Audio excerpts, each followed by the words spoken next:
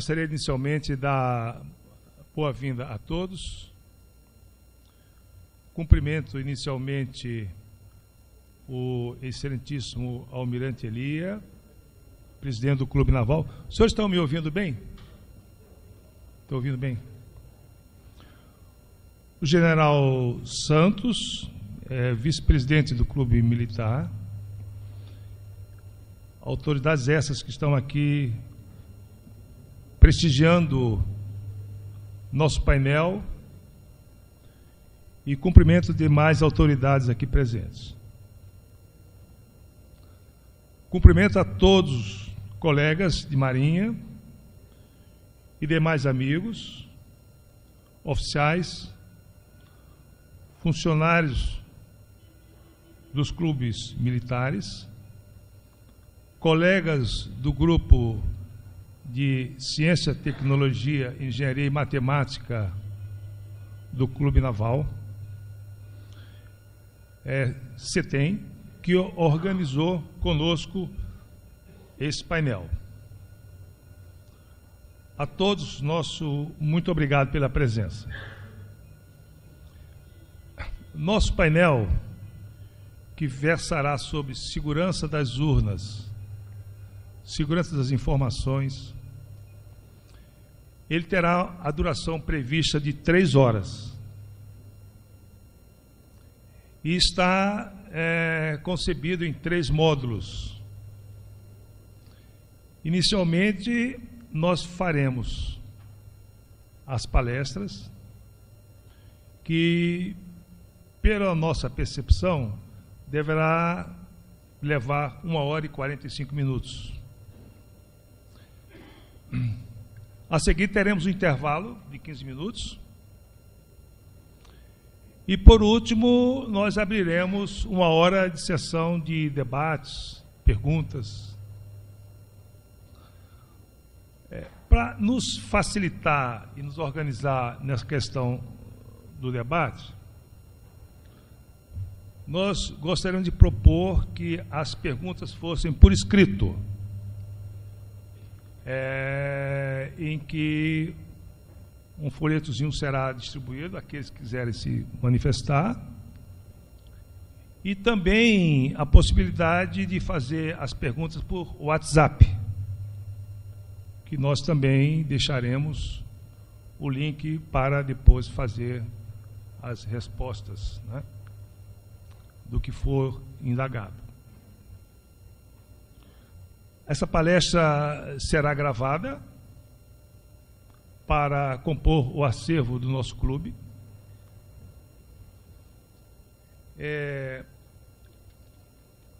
Nós gostaríamos de chamar à mesa a composição dos nossos parceiros que estarão conosco, dando a dinâmica do evento.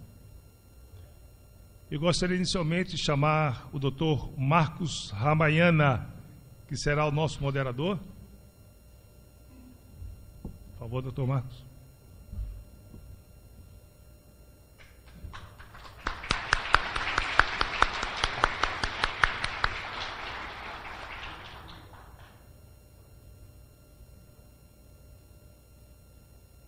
Dr. Marcos Ramayana, ele é procurador de Justiça do Ministério Público do Rio de Janeiro. Ele é professor de Direito Eleitoral da Escola de Magistratura, Fundação do Ministério Público. Autor de livros de Direito Eleitoral e Código Eleitoral Comentado. Ex-coordenador das promotorias eleitorais do Estado do Rio de Janeiro e ex-procurador de Justiça do Estado de São Paulo. Muito obrigado, doutor Ramayana, por estar conosco. É uma honra, presidente. Chamo também o comandante Paulo Pagliuzzi, palestrante sobre urnas.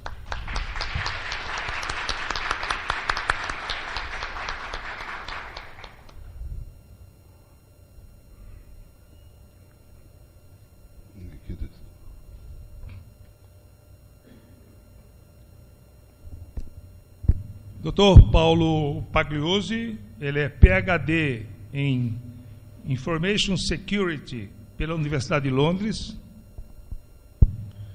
é líder do Comitê de Segurança da Associação Brasileira de Internet das Coisas, é articulista, pesquisador, conferencista no Brasil e no exterior, na área de gestão estratégica de riscos tecnológicos, é membro de diversas bancas examinadoras de mestrado e doutorado na área de segurança digital, é autor de livros sobre autenticação criptográfica na internet, especialista do governo brasileiro no caso Snowden, em audiências públicas da Comissão Parlamentar de Inquérito do Senado Federal, e é sócio da KPMG Brasil, da área de tecnologia de risco advisory. Muito obrigado, comandante, por estar conosco. Obrigado, comandante. Chamo à mesa também o comandante Fábio Bittencourt Quirino.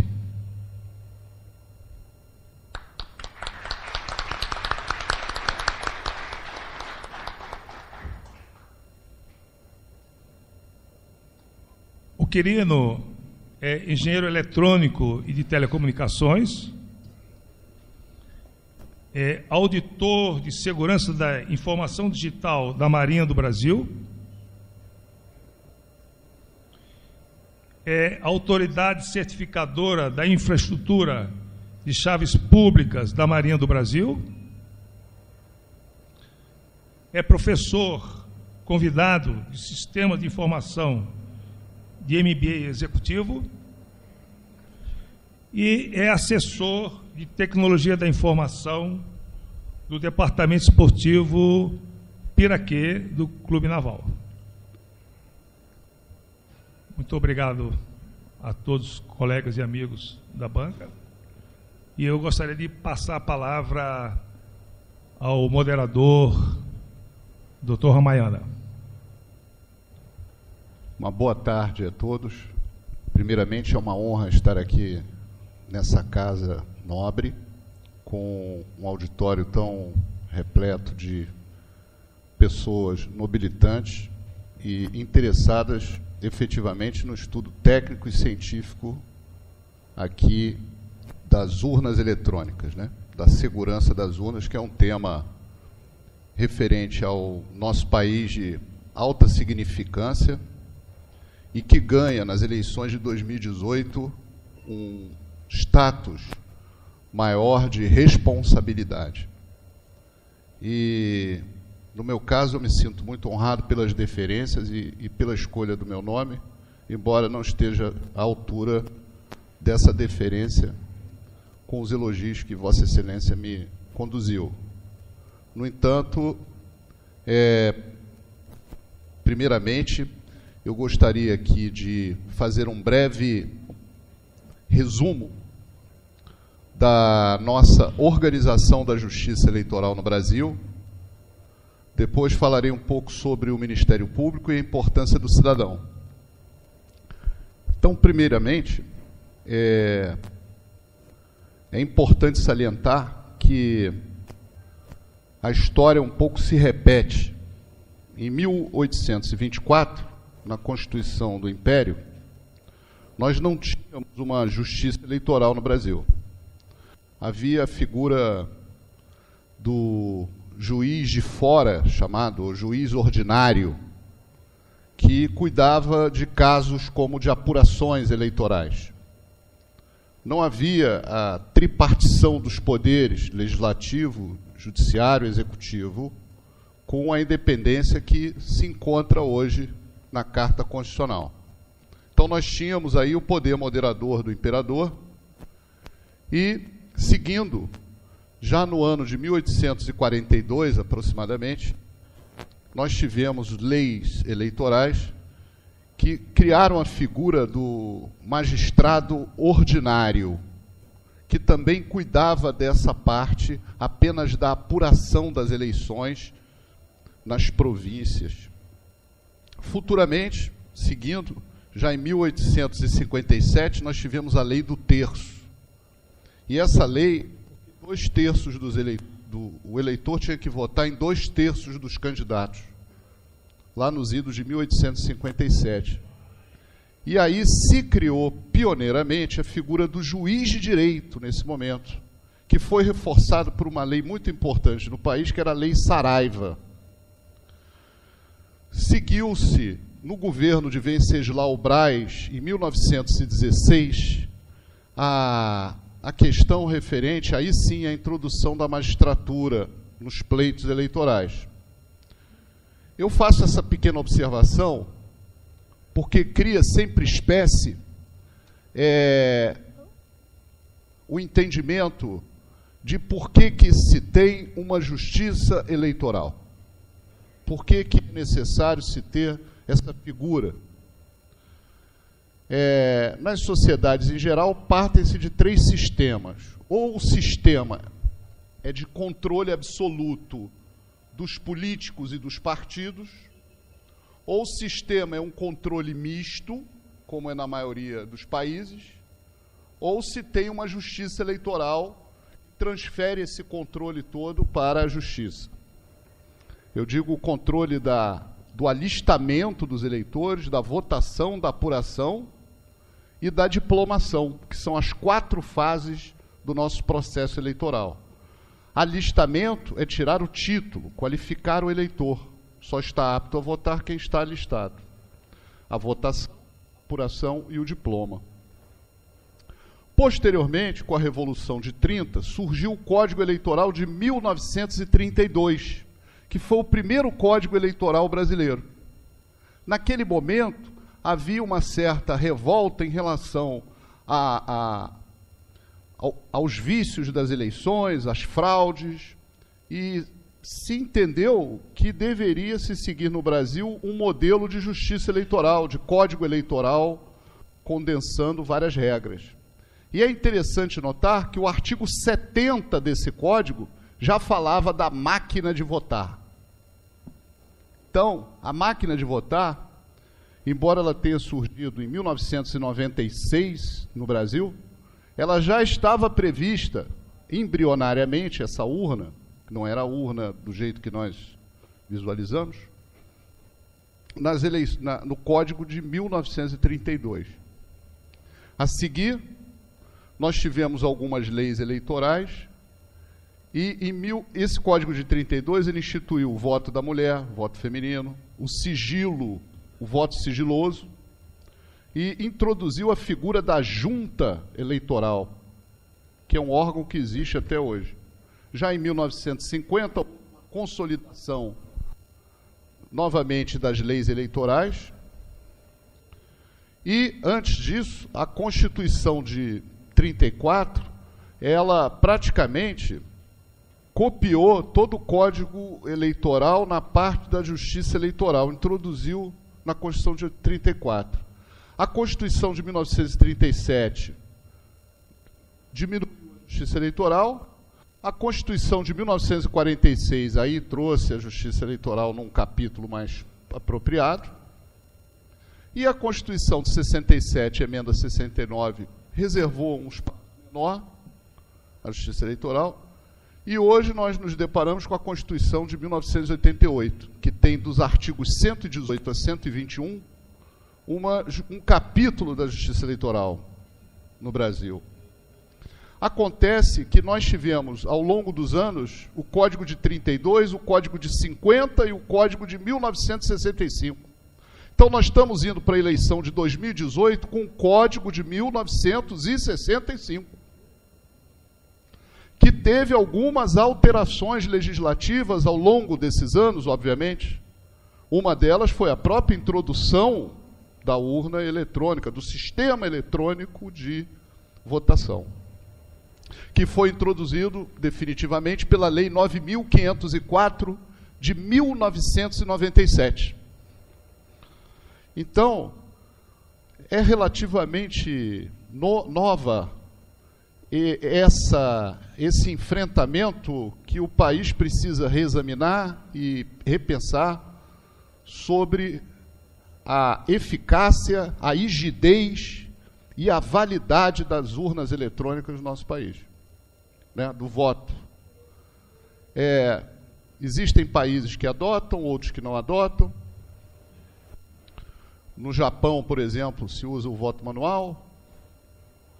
O eleitor tem que escrever na urna, na cédula, o nome, não pode levar o número, não pode ter rasuras. E a história do direito eleitoral é muito interessante, tem várias nuances. E uma dessas nuances que eu achei interessante era a questão referente aqui uma curiosidade, que é uma trapaça da Tasmânia. É uma fraude eleitoral que foi trazida da Austrália no século XIX. E essa fraude, que é a trapaça da Tasmânia, é o voto que em várias eleições, eu como membro do Ministério Público, tive que prender determinadas pessoas nessa situação. Me lembro na cidade de Belford Roxo, que tinha um eleitor com 30 títulos eleitorais, votando em nome de 30 eleitores. E, curiosamente, essa fraude, historicamente, é a trapaça da Tasmânia. É o seguinte, voto formiguinha, chamado também voto formiguinha, encadeado ou incorrente. O eleitor se dirigia na sessão, que é o local de votação, apresentava o título e pegava a cédula em branco. Aí ele preenchia assim, candinho, dobrava a cédula, um exemplo, né? E ficava lá do lado de fora. Só que quando ele saía da sessão, ele levava a cédula em branco e colocava um papel, jogava um papel que imitava a cédula. E ele ficava com a cédula verdadeira lá fora, na fila de votação, entregando aquela cédula e comprando o voto dos eleitores por R$10, enfim, uma quantia monetária qualquer. Esse também era conhecido nos idos da Primeira República aqui no Brasil, esse tipo de eleitor, como eleitor de fósforo. Fósforo porque ele queimava e sumia rápido. É o eleitor que vota em lugar de outrem. Então, historicamente, essa fraude surgiu no Rio Grande do Sul, porque nós tivemos uma lei editada lá chamada de 58, editada por Júlio de Castilhos, que não exigia a identidade da pessoa na porta da sessão. E isso dava margem aos chamados fósforos pela oposição, porque eram eleitores do governo, que votavam em qualquer urna, e mais de uma vez. Olha que interessante, muito interessante esse aspecto para uma reflexão de que, de uma certa forma, a urna eletrônica, atualmente, odiernamente, ela evita isso um pouco, dessa figura do eleitor de fósforo, quando, por regras eleitorais, você tem que apresentar o documento de identidade com foto. Mas se fizermos uma rememorização não muito distante do nosso passado, podemos lembrar que, em muitas eleições, votamos apenas levando o título. Não era necessário apresentar a fotografia. E hoje nós temos o título e-título. Você pode baixar esse aplicativo no celular, sem precisar levar o título eleitoral. Então, nós tivemos essa pequena exposição assim, da Justiça Eleitoral, e eu gostaria também de salientar que, atualmente, o TSE tem 7 ministros, 7 juízes. Isso está no artigo 118 a 121 da Constituição, da nossa Carta Magna. Esses 7 juízes, 3 são ministros do Supremo, que acumulam essa função. 2 são ministros do STJ, que acumulam essa função, e 2 são advogados. indicados pelo Supremo Tribunal Federal numa lista tríplice cada um e nomeados pelo presidente da República. Eles compõem a figura dos juízes juristas. E todos esses magistrados ficam por 2 anos, por um biênio, podendo ser conduzidos por mais um biênio, mas nunca por mais de 2 biênios consecutivamente. O que nos dá a ideia de que a justiça eleitoral, efetivamente, ela é temporária. Quando nós assistimos um julgamento ou temos uma informação sobre a justiça eleitoral, lembre-se que aqueles juízes que estão ali não vão ficar por muito tempo. Há uma renovação. De 2 em 2 anos, há uma mudança. E nos TREs, Tribunais Regionais Eleitorais, nós temos um em cada estado, inclusive em Brasília. Aqui no Rio, fica aqui na Avenida Presidente Wilson, do lado frente à Academia Brasileira de Letras, por ali, e é a sede do TRE. Mas a primeira eleição que eu fiz, curiosamente, em 1992, que era por cédula, era no Museu do TRE atualmente, que é lá na 1º de março. E é um palácio muito interessante na parte arquitetônica. Acontece que o TRE, o que eu vou dizer rapidamente, é a composição em todo o país, em Rondônia, no Acre, no Amapá, em Brasília. São 2 desembargadores do Tribunal de Justiça, escolhidos pelos seus pares, 2 juízes de direito por critério de merecimento, um juiz federal, aqui no Rio é um desembargador federal, porque aqui é a sede do Tribunal Regional Federal, então, por ser a sede aqui no Acre, da 2ª região, nós temos essa figura do desembargador federal. E nós temos 2 advogados também, juízes juristas, de notável saber jurídico e reputação ilibada. Na primeira instância, nós temos os juízes eleitorais, que são juízes de direito, todos esses ficam apenas por 2 anos também, e temos no dia da eleição, as chamadas juntas eleitorais. O que é isso? São pessoas de idoneidade escolhidas naquela sessão para julgarem os problemas no dia. Então, se tiver uma fraude, uma violação no dia da eleição numa urna, quem vai julgar é essa junta, que tem um juiz togado, concursado, e 4 pessoas como mesários. São cidadãos honoríficos, agentes que exercem o munus público daquela sessão, escolhidos da lista de votação. É como se fossem jurados. E as decisões são por maioria. Era muito comum na cédula o eleitor escrever João e não colocar o número, ou José ou Maria, e não colocar o número na cédula manual. Esse é um voto nulo, porque não consegue identificar a intenção do eleitor. Portanto, eventuais impugnações serão feitas perante essa junta da eleição, esse órgão. Por fim, nós temos aqui o Ministério Público, né?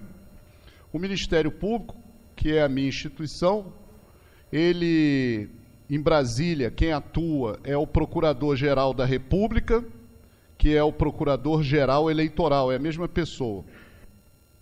Nos estados, são membros do MP Federal, procuradores regionais da República, que são procuradores regionais eleitorais que atuam nos tribunais regionais eleitorais, e perante os juízes, são os promotores de justiça, promotores eleitorais, que podem oferecer impugnações. E são pessoas que podem ser procuradas pela sociedade, pelo cidadão, para oferecer as impugnações necessárias no dia da eleição. O cidadão, que somos nós todos, não temos legitimidade para entrar com algumas ações, mas nós podemos exercer o nosso direito de petição, mostrando, eventualmente, uma propaganda enganosa, uma fraude, um crime que possa acontecer.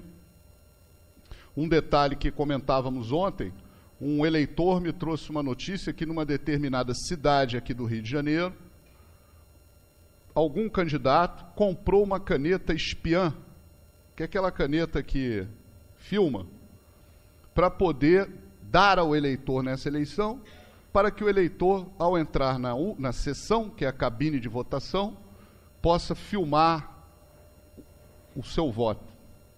Isso realmente é um fato que deve ser melhor apurado, mas a mentalidade criminosa, ela está sempre à frente dos acontecimentos. E as pessoas que têm responsabilidade, como todos nós, de exercer de alguma forma uma cidadania de controle sobre isso, seja pelos meios de segurança ou pelas denúncias que se apresentarem, devem fazê-lo, né? Existe aqui o telefone da nossa instituição, que é o número 127, que canaliza denúncias. Existe o Disque Denúncia da Justiça Eleitoral e outros meios de comunicação aos membros do Ministério Público, para que possam tomar as providências em relação a esses fatos, uma vez que possam ter provas, obviamente, sobre isso. Bem, eram essas rápidas e sumárias considerações que eu gostaria de fazer. E agora gostaria de passar a palavra ao nosso comandante Paulo Sérgio Pagliuzzi, para que ele possa fazer aqui a exposição tão esperada de hoje, né, que é a nossa exposição sobre a urna eletrônica. Muito obrigado, doutor Ramayana.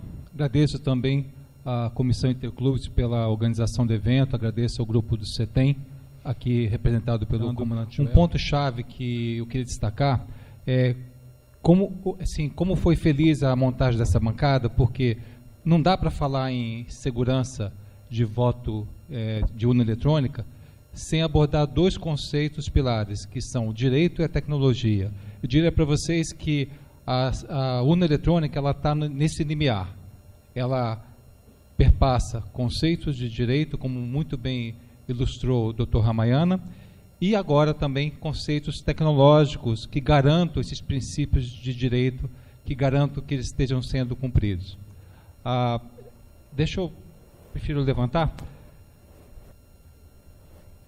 A urna, sem dúvida nenhuma, foi um grande avanço para o país em 1996. Lá se vão 22 anos. Era uma época em que o Brasil batia no peito e se orgulhava de ser um dos pioneiros no uso do voto eletrônico, no uso da apuração eletrônica do voto do cidadão.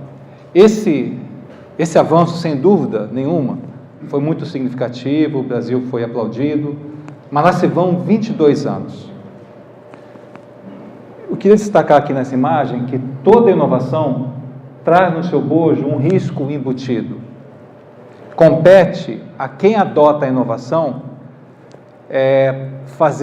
gerenciar esse risco, porque senão o risco pode acontecer desse risco corromper o valor agregado pela inovação.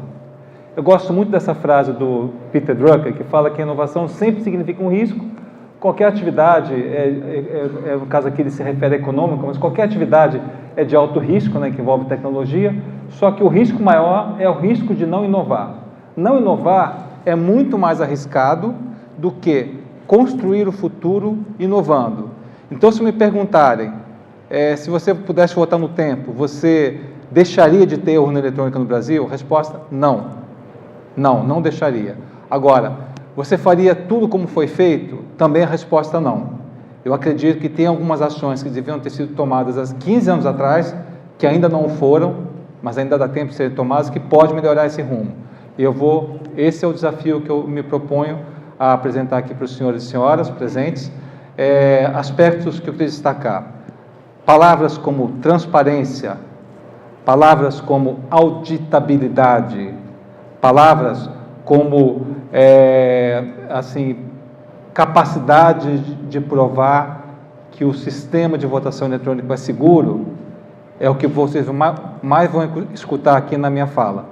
A gente não pode se furtar como cidadão brasileiro a se omitir diante desse cenário. A gente tem que, ou seja, o que eu quero destacar aqui é o seguinte: ninguém pode provar hoje, de pé junto, que a urna eletrônica é insegura. Da mesma forma, Ninguém pode provar hoje, de pé junto, que a urna eletrônica é segura. Esse é o ponto que eu queria destacar aqui, que vai ser parte da nossa discussão. Nosso sumário, então, vou falar algumas notícias da mídia, a visão geral do processo eleitoral, segurança da urna eletrônica, alguns aspectos, diferença entre as gerações de máquinas de votação, alguns pontos importantes dos testes abertos de segurança realizados pelo TSE. Eu sei que tem gente aqui que participou desses testes, por favor, se acuse, quem estiver aí presente. Ninguém? Mas assim, eu sei que estava previsto que tem gente que participou desses testes. Queria destacar aqui o seguinte: a gente não vai falar nada sobre linguagem técnica, não tem espaço para isso, o público não permite isso. Quem quiser depois aprofundar nos aspectos técnicos, envolvendo criptografia, aí depois me procura no privado, que eu posso tecer maiores comentários. Aqui a gente vai falar sobre os resultados dos testes e sobre aspectos mais gerais do interesse do cidadão comum. E vamos fechar com as seguintes considerações sobre se a urna atual está ou não obsoleta e se ela é segura ou se ela é insegura. Algumas notícias, então, sobre o processo eleitoral que eu separei da mídia mais recente. Essa notícia aqui é de julho de 2018, diz que o TRE realiza testes nas urnas eletrônicas para as eleições de 2018. No caso aqui, os testes iniciaram no TRE do Pará. Por que o Pará foi escolhido? Porque é o estado com o maior número de pontos de transmissão de dados via satélite do Brasil. O comandante Quirino vai falar um pouquinho sobre essa questão de rede, aspectos de rede e tal, mas esse foi o motivo da escolha, porque ele tem o maior número de transmissão de dados via satélite do Brasil. Na sequência, eu queria destacar essa matéria aqui. A Justiça Eleitoral diz que eliminou fragilidades das urnas eletrônicas. Ela é recente também, ela é de maio desse ano. Nessa matéria, um ponto-chave que queria destacar, apesar do que está escrito na matéria, na capa, né, que o TSE afirma ter tornado o sistema de criptografia mais seguro, especialistas, por outro lado, os especialistas pedem mais testes e mais auditoria. Um deles é o André Gradvold, membro sênior do I3E, né, e professor da Faculdade de Tecnologia da Unicamp.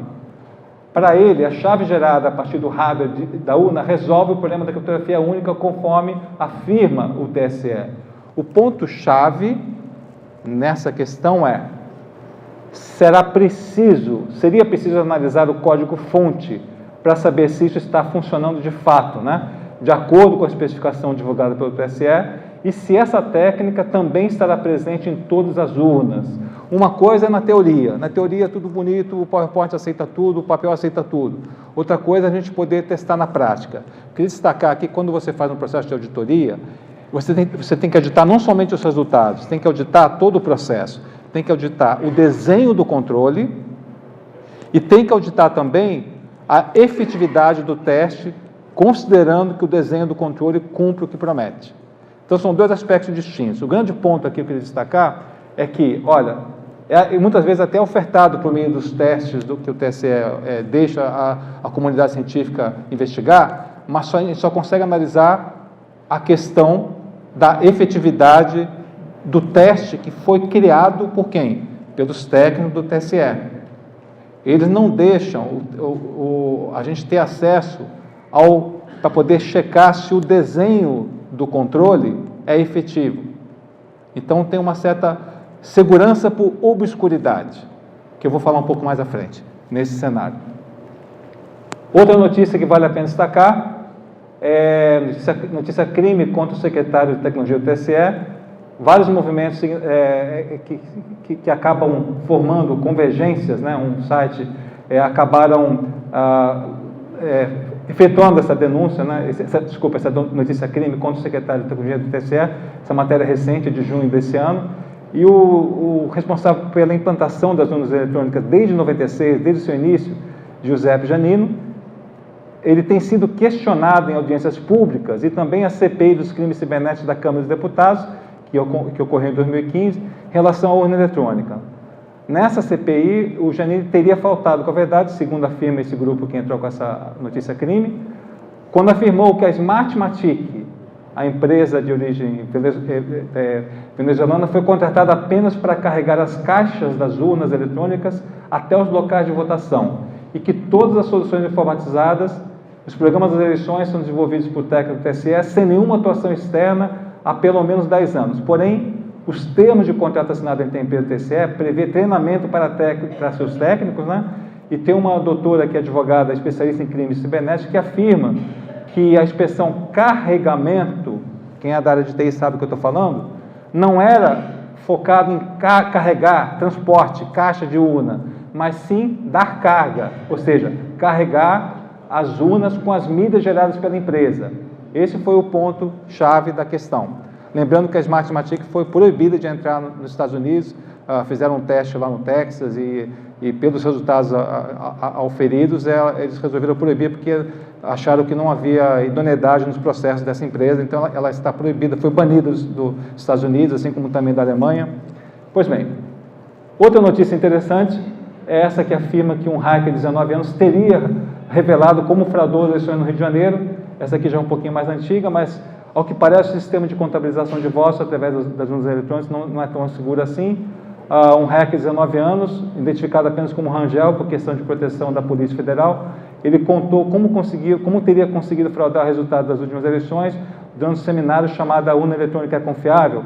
Segundo ele modifica o resultado da eleição, interceptando os votos no momento que são enviados. Ele não mexe com a urna lá sai, só que a urna é offline.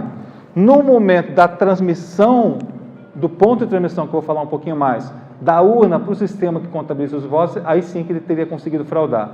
Momentos antes das urnas serem fechadas, invadindo a rede TRE, no caso aqui seria sob a responsabilidade da transmissão, nessa época que estava uma operadora de telecomunicações. De acordo com o Rangel, que segundo consta nessa fonte, estaria sob a proteção da polícia, ele atuava em companhia de outros hackers, beneficiando políticos da região dos Lagos do Rio de Janeiro. E por aí vai a notícia. Bom, estou só transmitindo uma notícia que está pública no jornal. Vamos dar uma olhada, visão geral do processo eleitoral. Vamos fazer uma pequena revisão. Então, esse aspecto que eu estava falando, que o suposto hacker teria interceptado, é nessa comunicação. Como é que funciona?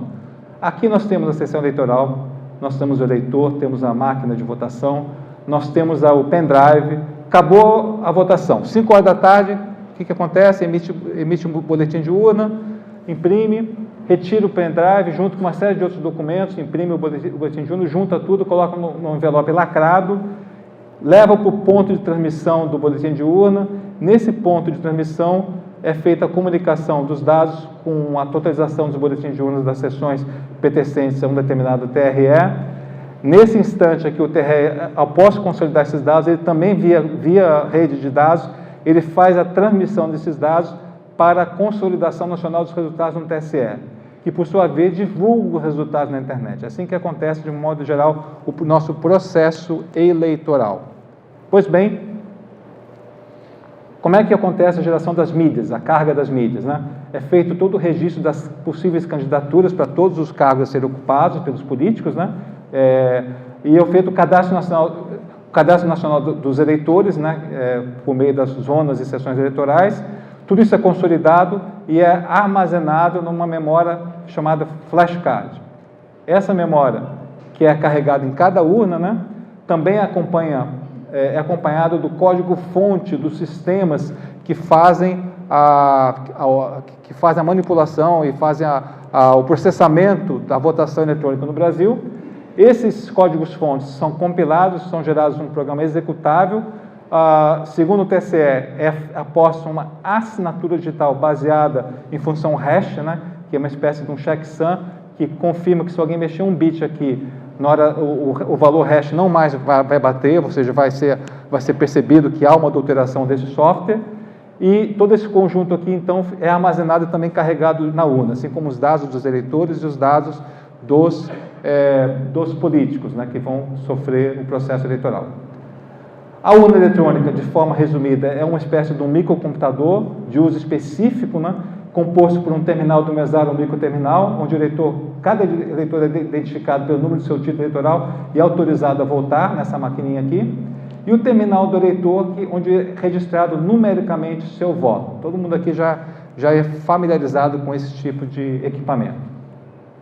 A carga da urna é feita por uma memória flash, aquela que eu mostrei anteriormente, colocada na parte de trás da urna, e depois que é feito essa carga, há um lacre. As flechas, memórias de carga são lacradas, né? O que elas contêm? Como eu falei, tem tabela de candidato, tabela de eleitores daquela sessão, programas de urna eletrônica, todos carregados, e tem uma tabela de correspondência que inclusive é divulgada na internet, que tem os dados assim, código verificador, data e hora, código da carga, código da urna e indicação do município, zona e seção.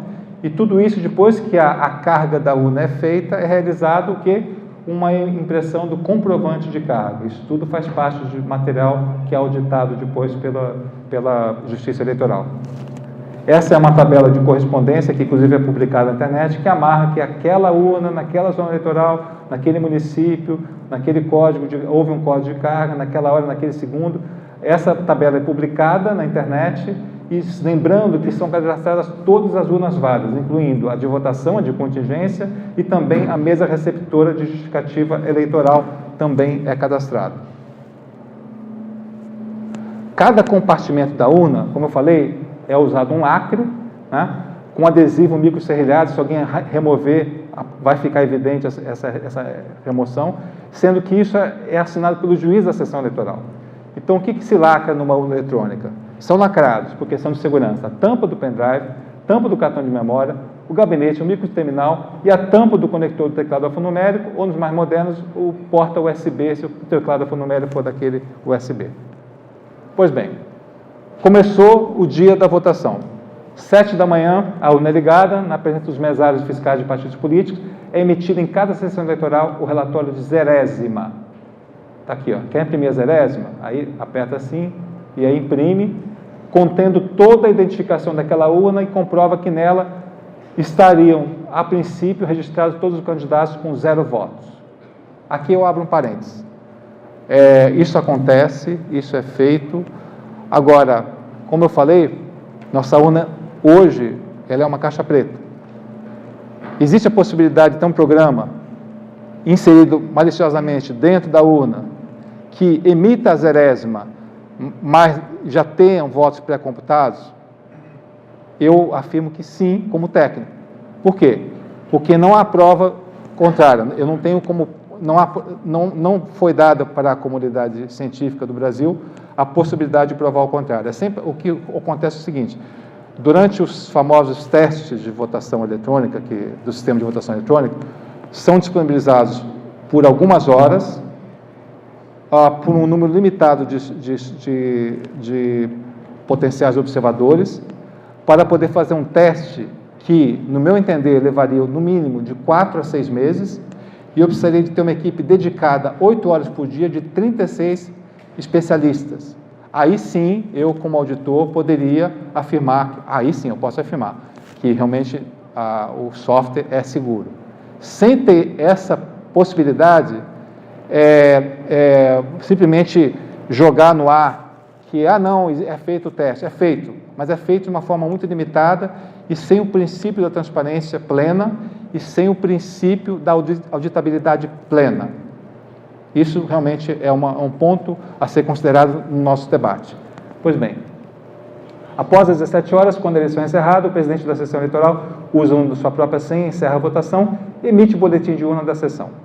Pois bem, esse sistema, então, grava, após a emissão desse boletim, os dados contidos no cartão de memória, em um pendrive.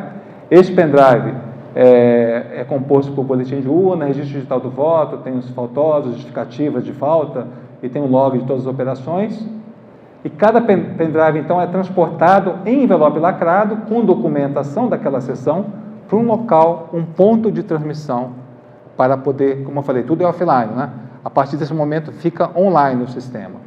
O pendrive é lido para um programa específico da Justiça Eleitoral, que transmite esses dados em rede segura para o TRE e depois, posteriormente, como eu falei anteriormente, para o TSE, para que haja totalização estadual e nacional e posterior divulgação dos resultados. Está aqui o gráfico mostrando. Lembrando que o que aquele hacker anteriormente falou que ele conseguia mexer era nessa transmissão aqui. Eu li mais detalhes sobre o que ele falou, ele falou o seguinte: depois que passa 50% dos resultados, aí sim que ele conseguia tirar voto no candidato, teoricamente, segundo ele fala, né? Ele não tem como provar, e passar para outro. Então, o que eu gostaria de destacar nesse aspecto é o seguinte: independente desse hacker ter razão ou não, o ponto-chave é que a gente tem que tornar auditável não somente a urna eletrônica, é apenas um dos componentes do meu processo eleitoral. Eu tenho que tornar auditável todo o processo eleitoral, incluindo a transmissão, porque não é sem precedentes que uma transmissão como essa, no passado, não tenha sido possivelmente ficado vulnerável, tenha havido alguma brecha de segurança. Então, a gente tem que realmente abrir assim. Eu vou dar até um exemplo, né? Então, o comandante Sodré, que é o diretor de TI aqui do Clube Naval, me pediu para citar. Nós fizemos a votação do Clube Naval já pela 4ª vez consecutiva, usando um sistema de votação eletrônica que eu quando tinha uma empresa própria, né, desenvolvi para o clube. E o requisito que o presidente do clube me pediu foi: Palhuzzi, você que trabalha há mais de 20 anos com segurança cibernética, desenvolva para o Clube Naval uma urna segura. O desafio foi enorme, mas a principal coisa que nós fizemos como requisito foi criar o princípio da auditabilidade. A todo instante, o tempo todo, os fiscais de urna, o software é aberto, qualquer membro das chapas do clube são convidados a auditar, convidados a escrutinar o software, não tem esse negócio de, não, se fosse fazer igual acontece na justiça eleitoral, seria, não, fica um grupo aqui limitado, 10, 11 pessoas, e fica só 5 horas tendo acesso. Não, a gente abre o tempo todo, e o que é mais interessante, é auditável, e o tempo todo há uma transparência em todo o processo. Isso é um ponto-chave que foi colocado. E é um caminho que a gente tem como chegar lá. Existe, claro que eu estou falando uma proporção muito... Também não é justo isso, porque no Clube Naval nós somos 10 mil associados, em torno de 10 mil, 12 mil, e no Brasil nós temos 144 milhões de eleitores. Claro que tem que fazer uma distinção desse aspecto. Claro que é muito mais simples fazer algo assim para o Clube Naval, mas eu diria para vocês, é impossível fazer algo similar para o país? Não. Não é, porque nós temos a possibilidade de adotar a tecnologia a favor disso. Nós temos várias frentes novas de tecnologia, né? Uma das coisas que está sendo discutida, até alguns países, é o uso de um conceito chamado blockchain. Blockchain é o protocolo que está por trás, por exemplo, de todas as criptomoedas, né? Como é o caso do Bitcoin, né? Então, existe a possibilidade de abrir o leque de opções, a gente começar realmente a pensar sério numa melhoria com custo baixo, para que o sistema de votação eletrônica, do ponto de vista tecnológico, melhore bastante. Claro que isso tudo tem que ser acompanhado da discussão aqui do Dr. Ramayana, do aspecto jurídico, porque às vezes um determinado aspecto tecnológico ele é muito bom do ponto de vista técnico, mas não acompanha do respaldo jurídico. As coisas têm que andar par e passo, né, para poder avançar. Pois bem, vamos falar um pouquinho mais sobre a segurança da urna eletrônica. Os mecanismos que garantem a segurança são a assinatura digital, a criptografia, o resumo digital, o famoso hash, né, para garantir a integridade, e aquela tabela de correspondência que eu mencionei anteriormente, que garante que cada urna, né, tem uma correspondência, é publicada na internet quando acontece a carga e tudo mais. Esses 4 mecanismos somados aqui são os mecanismos empregados para garantir a segurança da nossa urna eletrônica. O objetivo da votação eletrônica seria, então, garantir a apuração exata, a confidencialidade do voto. Não adianta nada eu fazer uma apuração muito bacana, muito bem feita, se eu não garanto a confidencialidade do voto, porque aí eu incentivo o quê? Os exemplos que o Dr. Ramayana citou, o voto do cabresto, né? Como é que é o voto do fósforo, e por aí vai. Então, a gente tem que garantir também que o voto é anônimo, e que tem que ser confidencialidade. Impossibilidade de venda do voto, claro, é uma consequência disso, e auditabilidade do eleitor, ponto-chave. Hoje, o eleitor conta com auditabilidade? Hoje ele não conta. Por quê? Porque eu não consigo recontar os votos. Os votos no meio eletrônico, ele é apurado uma vez só, e eu não tenho a capacidade de um eleitor chegar, eu quero recontar os votos. Não dá. Já fez, acabou, é um número que apareceu lá, eu não tenho como voltar atrás. Por enquanto. Eu digo por enquanto porque tem algumas medidas sendo tomadas para melhorar esse cenário. O sigilo do voto é fundamental, ele tem que ser secreto e também tem que ser anônimo, visando o quê? Prevenir a venda e defender os eleitores de coação, de eventuais políticos, né? E até mesmo grupos, né, de facções criminosas que querem favorecer determinado político. É um cenário triste, mas real aqui no Rio, especialmente. Integridade, também outra propriedade importante. Os votos têm que refletir a intenção do eleitor. É fundamental que o princípio da destinação dos votos seja observado com a devida apuração e acertada totalização, que deve, sim, transferir a intenção coletiva dos eleitores para o resultado, e qualquer tentativa de violar essa integridade deve ser detetável e corretamente atribuída. Olha, aconteceu ali, naquele momento, o que provocou foi isso, tem que ser em tempo real. Não pode deixar passar qualquer tentativa nesse sentido. Vamos entender agora um pouquinho a diferença entre as gerações de voting machines, de máquina de urna de votação eletrônica. Lembrando que no Brasil, desde 1996, nós trabalhamos com a urna eletrônica de primeira geração. Tá? Tem diferentes modelos, né, de gerações também de voting machines, e essas gerações são agrupadas em gerações e são organizados em níveis crescentes de transparência, ou seja, quanto maior a geração da máquina, mais transparente ela é, e decrescente de dependência de software. A dependência de software é uma coisa, não é bem-vinda. Você depender do software, você assim... por quê? Porque o software, todo mundo que programa sabe, o software pode conter erros, sejam intencionais ou não, pode ser até erros acidentais. Então, existe a possibilidade sempre de um software ter um bug. Assumir que um software é 100% seguro é uma utopia.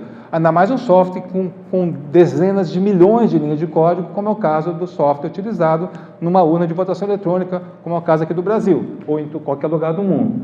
Mas, hoje, nós temos no Brasil uma urna de primeira geração que trabalha com armazenamento eletrônico direto, o famoso DRE, Direct Recording Electronic. Os votos são armazenados e contabilizados de maneira puramente eletrônica. Tem muita gente que bate no peito e fala como se isso fosse um grande mérito aqui do Brasil, porque aqui é muito ágil a votação. É ágil, sem dúvida que é ágil. Claro que é muito mais fácil trabalhar no meio puramente eletrônico, mas é transparente? Não. É auditável plenamente, como manda o figurino? Não, porque eu não consigo auditar o desenho do controle. Eu consigo auditar até o controle para ver se o que diz que o controle deveria fazer, eu posso, faz, não faz. Mas eu não tenho acesso ao desenho do controle da forma como deveria. Esse é o ponto-chave que vale a pena destacar. Impedindo que tem qualquer possibilidade de recontagem ou verificação independente dos resultados, pois a adulteração não detetada do software causa distorções indetetáveis nos resultados. Simples assim. Simplesmente uma votação de urna de primeira geração, hoje, por definição, não é minha não, tá? De vários países, que eu vou citar quais são aqui, mas encabeçados pela Alemanha, pelos Estados Unidos, até os argentinos são melhor que a gente nesse aspecto, tá? Vou falar um pouquinho deles aqui. A segunda geração, por exemplo, já melhora um pouco. O voto é impresso, é conferível pelo eleitor, é o VVPT, Voter Verified Paper Trail. Os votos são impressos para verificação independente pelo eleitor. Opa, qual a vantagem aqui? Eu acrescento um novo auditor no processo, o eleitor.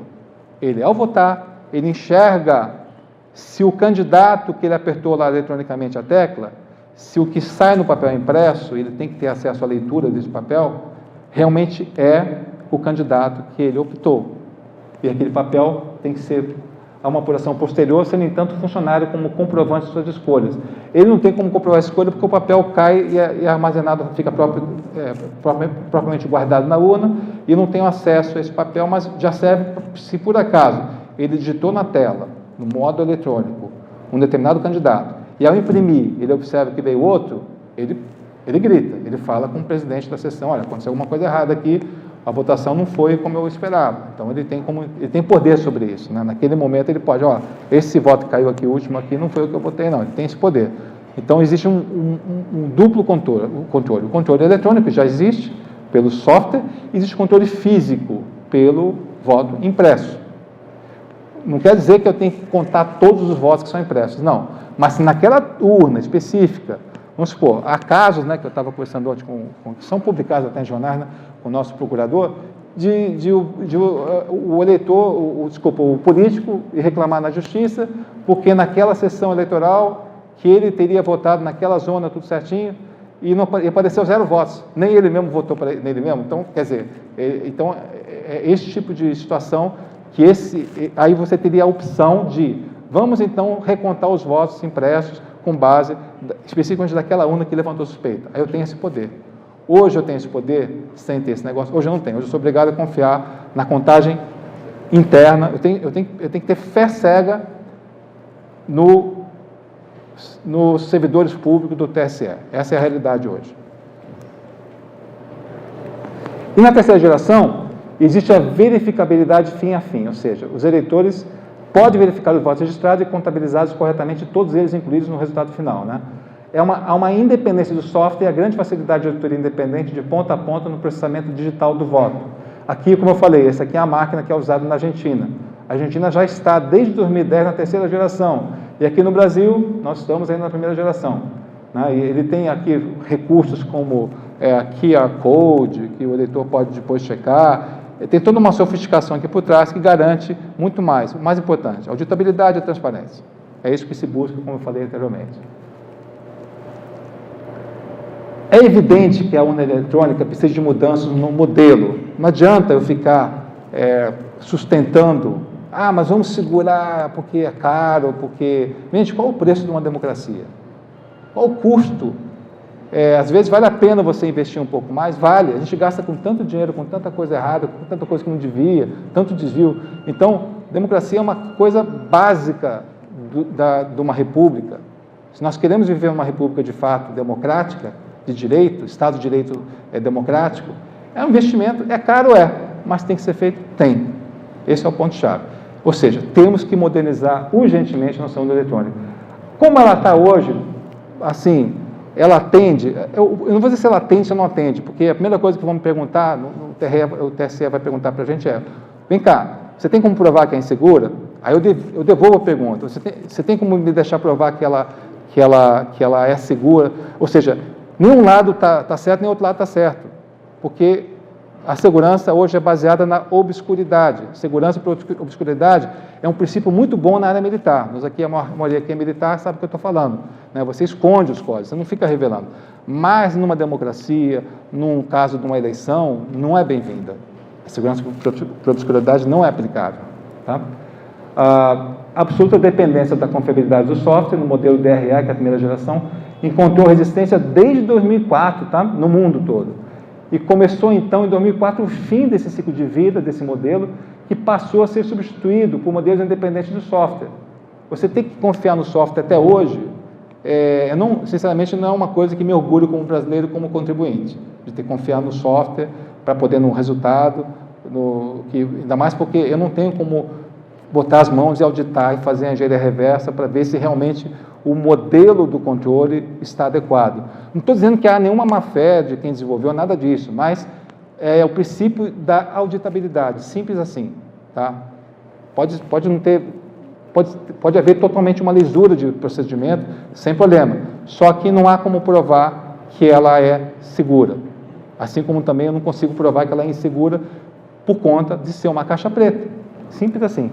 Entre 2006 e 2012, a Holanda, a Alemanha, Estados Unidos, Canadá, Rússia, Bélgica, Argentina, México e Paraguai abandonaram esse modelo DRE de primeira geração.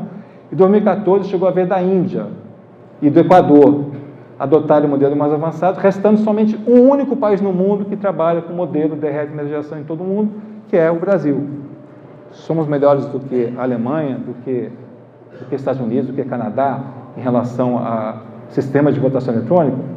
Tecnologia, tem minhas dúvidas. Vou falar um pouquinho sobre os testes abertos de segurança realizados pelo TSE, em particular um famoso de 2012, né, que foi o que levantou mais polêmica, que o professor Diego Aranha fez várias palestras, foi parar no programa do Danilo Gentili, vários programas deram foco nisso na eleição anterior, e teve outros seguidores, teve outros professores também famosos, né, que escreveram um livro, como é o professor Van Graff, escreveu um livro sobre o mito da urna, enfim, esse teste aberto, teve teste aberto, sim, tivemos um recente teste aberto, ele foi completo e pleno e permitiu a verdadeira auditabilidade do sistema de votação eletrônica e permitiu a devida transparência? Resposta, não. Motivos que estão por trás disso, pode ser receio, pode ser falta de formação científica, pode ser vários outros, mas de concreto, quem participou do teste, e eu tenho vários colegas meus que são especialistas que participaram do teste, ficaram desapontados, mais uma vez, porque não houve essa possibilidade de você fazer auditabilidade, fazer a devida transparência, né? Então, aconteceu aqui, tem aqui uma matéria sobre isso, o Revista de Olhar Digital de março de 2018 falou o seguinte: avanço tecnológico por trás das urnas eleitorais ainda não garante 100% de segurança. Temos 144 milhões de brasileiros que devem ir às urnas esse ano, né, 2018, para eleger governadores e um novo presidente. Desde 96, nós usamos uma urna eletrônica para votar e desde sempre a segurança dos equipamentos. Física e digital sempre foi a grande preocupação do TSE, dos candidatos e principalmente do eleitor, claro. Claro que dizer que ela ficou parada no tempo, não, ela não ficou parada no tempo. Houve uma evolução grande, houve um esforço grande dos técnicos de melhorar a segurança, de melhorar pontos-chave, ela evoluiu sem dúvida nenhuma, mas após 22 anos de existência, no último teste público de segurança, esse que teve agora, especialistas conseguiram identificar novamente falhas e realizar ataques aos equipamentos, né? A principal crítica de quem participa desses tais testes públicos é que o TSE sempre insistiu em deixar o código-fonte das urnas mais fechado e difícil de ser invadido, aquela famosa segurança por obscuridade que eu citei anteriormente. Em 22 anos não foi suficiente, isso não resolve o problema. Agora o TSE tem investido sim em outros mecanismos de independência do software, como por exemplo o comprovante impresso de papel dentro da urna. Esse ano está previsto, né, um teste de 30 mil das 500 mil urnas utilizadas terão voto impresso para a conferência. Vamos à matéria de 5 minutinhos? Acho que cabe aqui, né? Deixa eu passar aqui para vocês darem uma olhada. Só um minutinho.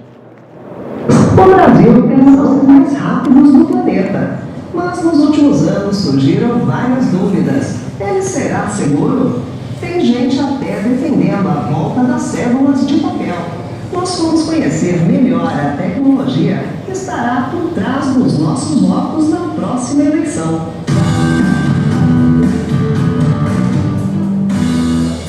Cerca de 144 milhões de brasileiros devem ir às urnas este ano para eleger governadores e o novo presidente do país.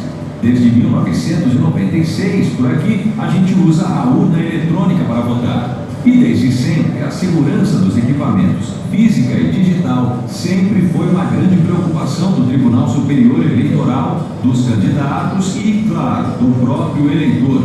A urna evoluiu muito, mais mesmo depois de 22 anos. No último teste público de segurança das urnas eletrônicas, especialistas conseguiram identificar falhas e foram capazes de realizar ataques aos equipamentos. É uma chance potencial de se encontrar alguma eventual falha a tempo de corrigir algum problema que possa aparecer antes da eleição.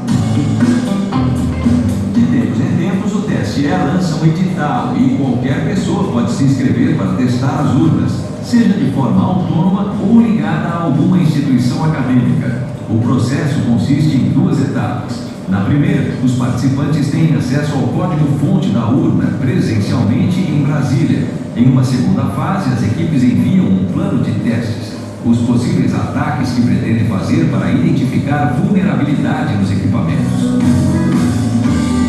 Fizemos foi uma sequência de ataque, mais ou menos tentando imitar o que uma pessoa externa, uma pessoa mal intencionada externa faria com uma urna. Então, nós atacamos primeiro a mídia de carga, que foi o que nós identificamos como um possível vetor de infecção, né? Uma etapa frágil do processo, a etapa com a urna instalada. Então, a urna chega virgem da fábrica e precisa ser instalado algum software nela. O tipo de ataque só foi possível com acesso físico às urnas. Afinal, por motivos de segurança, nenhuma delas é conectada à internet. O grupo, então, conseguiu modificar o software e mexer em arquivos embarcados no cartão de memória que configura as urnas, o que é feito manualmente em cada urna. E, sim, parece uma etapa bastante frágil do processo. A partir da forma de ataque descoberta, o grupo de especialistas conseguiu infectar a urna eletrônica de diferentes formas. A primeira vulnerabilidade descoberta foi a possibilidade de quebrar o sigilo dos votos. Ao alterar uma biblioteca criptográfica que embaralhava a ordem dos votos, era possível colocá-la em ordem novamente e assim descobrir o voto de cada pessoa. Em outra forma de ataque, alterando uma única linha do código-fonte da urna, foi possível exibir uma mensagem de boca de urna no equipamento. E em uma invasão um pouco mais complexa, foi possível inclusive computar todos os votos válidos para um único candidato. Após os alertas, o TSE disse que corrigiu todos os problemas. Toda vez que foram descobertas falhas de segurança, né, nos testes anteriores, né, elas foram imediatamente atenuadas e consertadas, na verdade, né? Então, o TSE tem além de ter essa política de abertura para a comunidade científica ou comunidade civil, né, eles rapidamente corrigem qualquer falha que for descoberta lá. Isso, no início, eles são bastante eficazes. Processo louvável o TSE fazer esses testes e permitir a população em geral procurar falhas, mas a gente sabe que, por mais que a gente teste, nunca vão ser encontradas todas as falhas, ainda mais se a gente pensar em uma pessoa maliciosa com muitos recursos tentando atacar a eleição. Então, qual que é a solução? A solução é o que a gente chama de princípio de independência do software. O que é o princípio de independência do software? A gente tem um processo eleitoral, não só uma urna, todo um processo eleitoral que é construído de forma que, mesmo se o software da urna for alterado, uma possível fraude seja detectada. A principal crítica de quem participa desses testes públicos é que o TSE sempre insistiu em deixar o código-fonte das urnas mais fechado e difícil de ser invadido. Em 22 anos, não foi suficiente. A novidade é que agora o Tribunal Superior Eleitoral está investindo em outros mecanismos de independência do software, como, por exemplo, um comprovante impresso em papel dentro da própria urna eletrônica. Este ano, cerca de 30 mil das 500 mil urnas utilizadas na eleição terão o voto impresso para possível conferência. Mesmo que o software tenha sido alterado por alguém, seja um atacante externo ou interno, isso já dá uma boa segurança da lisura do processo, porque tem dois registros e eles vão ser conferidos entre si. O software pode ter, inclusive, ser aberto, né? A gente tem já desenvolvemos aqui uma urna eletrônica altamente segura, cujo código-fonte dele, né, os detalhes de como é que foi projetado, estão na internet, aberto para qualquer um ver. E não é por isso que ela deixa de ser menos segura por causa disso.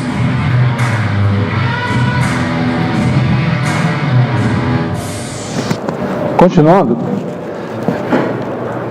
bom, aqui é um resumo, né, do que foi visto, os detalhes, né, que esse mecanismo independente é muito bem-vindo, né, das 30 mil urnas, ainda é só uma fração das 500 mil que precisariam ter esse processo de independência de software, né, citado. Vamos agora, finalmente, às conclusões que eu queria falar da nossa apresentação. O professor Jeroen van de Graaf, autor do livro O Mito da Urna, de novembro de 2017. A urna baseia-se na filosofia, como falei anteriormente, de segurança por obscuridade, em que os detalhes do projeto de um sistema devem ser mantidos secretos. Faz sentido, como falei, em contextos militares, essa filosofia, mas não é cabível no processo eleitoral, central em uma democracia. Para haver credibilidade, né, nossas eleições devem ser transparentes. Então, no Brasil, para acreditar no resultado das eleições, como está hoje, é preciso só ter uma coisa: tem que ter fé cega nas autoridades eleitorais. Ponto. É uma dependência que nós temos devido à dependência de ter que confiar somente no software.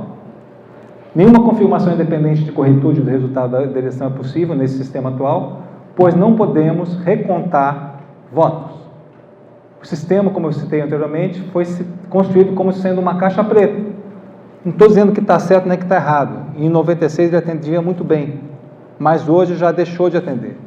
E cujo funcionamento interno é conhecido apenas por um pequeno grupo de técnicos do TSE, aquela famosa falta de transparência, que por mais lisura, por mais comprometimento com o processo democrático desses técnicos, eu não consigo afirmar, porque não basta serem honestos, eles têm que parecer honestos, não tem como confirmar que eles assim o procedem, porque eu não tenho como cientificamente auditar o trabalho deles. A urna atual está ou não obsoleta? Vamos às respostas a essas perguntas. Afinal, ela é ou não segura?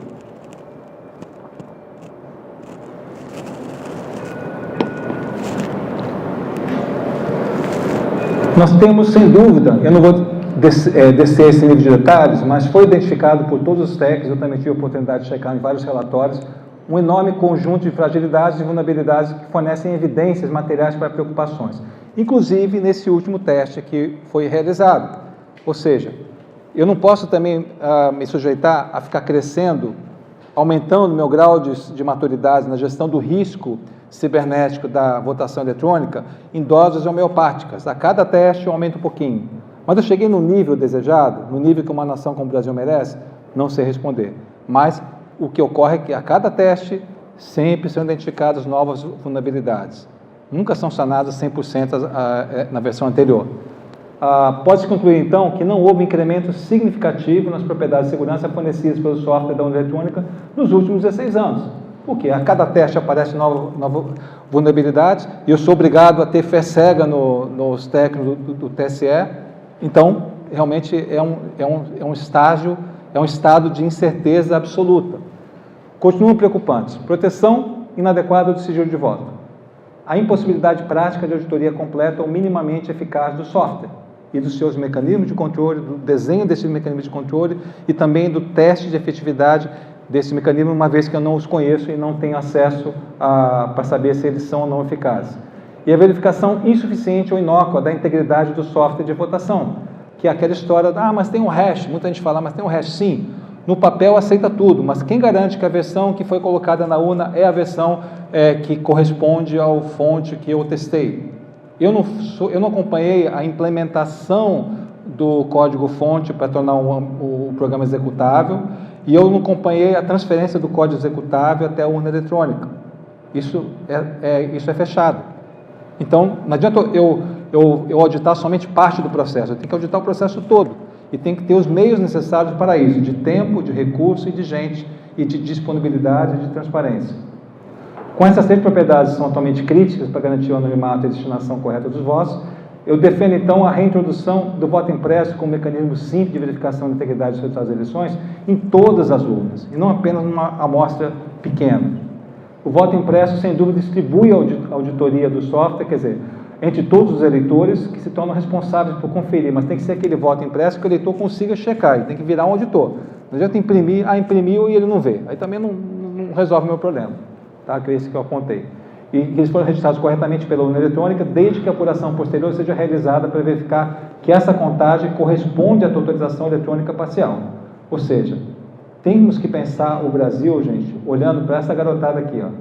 Que Brasil que nós vamos deixar como legado para eles? Um Brasil de transparência, um Brasil de auditabilidade, um Brasil que tem um sistema de votação em que o cidadão possa bater no peito e aí sim falar, eu tenho muito orgulho desse sistema de votação porque ele é auditável, ele é transparente e ele permite que eu tenha firmeza em afirmar que o meu voto realmente foi devidamente registrado e que foi eleito quem deveria ser eleito no sistema de votação eletrônica no Brasil. Há um mito ao redor da urna, que é muito cultivado, né? Que teria uma segurança perfeita e que seria a inveja do mundo. Gente, isso pode até ser, mas foi há 22 anos atrás. De lá para cá a gente não avançou, os outros países decolaram nesse assunto. Então aquele mito que se formou em 96 não é mais aplicável hoje em dia, não mesmo, porque não temos mais o acompanhamento do passo tecnológico das demais nações. O país todo tem um interesse vital em um sistema eleitoral confiável, com credibilidade, só que, infelizmente, até o momento, pelo menos os técnicos de todos os recantos do Brasil que interagem com o TSE, reclamam que não há um diálogo aberto e racional, as decisões são tomadas sem base científica e também entre a sociedade sobre a segurança do processo eleitoral. Questões que fiquem abertas. Por que o Brasil utiliza urnas eletrônicas sem registro físico, ao contrário do resto do mundo? Esses equipamentos são realmente seguros? Os resultados são suficientemente transparentes e verificáveis? Parcialmente eles são, mas são suficientemente, por um país como da nossa envergadura, garantem realmente a nossa democracia? Perguntas ficam no ar. O movimento nessa direção já acompanharia, sem dúvida nenhuma, a tendência mundial vigente em sistema de votação eletrônica de segunda e terceira geração. Reforço que nós permanecemos como o único país do mundo que adota um sistema de votação sem verificação independente de resultados, ou seja, focado somente no software. Sou obrigado a confiar, ter fé cega no software que foi desenvolvido pelos técnicos do TSE.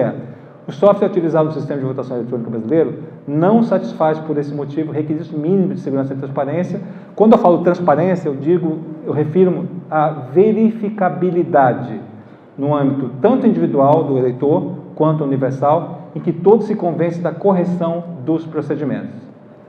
Pessoal, eu vou deixar esse WhatsApp para perguntas, é o 2199-319-3308, que vai cair aqui na mesa do nosso moderador.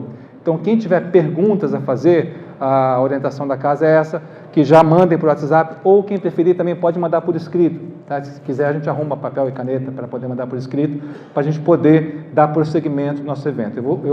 Nesse instante, então, eu encerro a minha parte de apresentação e devolvo a palavra para o nosso moderador. Muito obrigado.